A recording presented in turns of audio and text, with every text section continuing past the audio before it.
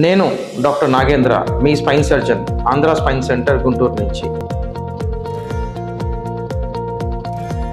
ఈ bone strength తగ్గడం కండిషన్ని osteoporosis అంటాం. సో ఈ ఆస్టియోపోరోసిస్ని మనం ఎర్లీగా ఎందుకు తెలుసుకోవాలి? ఒకటి, ఆస్టియోపోరోసిస్ అనేది ప్రాణాపాయ పరిస్థితి కాదు, కానీ క్వాలిటీ ఆఫ్ లైఫ్ చాలా డిస్టర్బ్ అవుతుంది. ఒక బ్రిస్ట్ ఫ్రాక్చర్ అయినా, ఒక హిప్ ఫ్రాక్చర్ అయినా, ఒక స్పైన్ ఫ్రాక్చర్ అయినా హీల్ అవ్వడానికి యంగ్ పీపుల్లోనే మినిమం 3 months పడుతుంది. సో అలాంటప్పుడు ఓల్డ్ ఏజ్లో ఎప్పుడైతే బోన్ స్ట్రెంత్ తక్కువగా ఉందో హీలింగ్ టైం అనేది ఇంకా ఎక్కువగా జరుగుతుంది అనమాట. బ్రిస్ట్ ఫ్రాక్చర్స్ని యూజువల్గా పిఓపి క్యాస్తో మనం ట్రీట్ చేయగలుగుతాం, కానీ స్పైన్ ఫ్రాక్చర్స్ వల్ల, హిప్ ఫ్రాక్చర్స్ వల్ల క్వాలిటీ ఆఫ్ లైఫ్ చాలా డిస్టర్బ్ అవుతుంది. స్పైన్ ఫ్రాక్చర్స్ వల్ల కొంతమందికి ఇన్ కేస్ లోపల ఉన్న స్పైనల్ కార్డ్ ప్రెస్ అయితే కనుక మన కాళ్ళలో బలం తగ్గి పెరాలసిస్ లాంటి కండిషన్ వచ్చే అవకాశం కూడా ఉంది.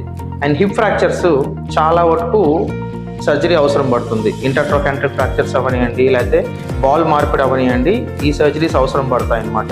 ఎప్పుడైతే ఈ క్వాలిటీ ఆఫ్ లైఫ్ తగ్గి మనం బెడ్ రిడన్ అవుతామో దానివల్ల ఫర్దర్గా బోన్ స్ట్రెంత్ తగ్గిపోతుంది అనమాట.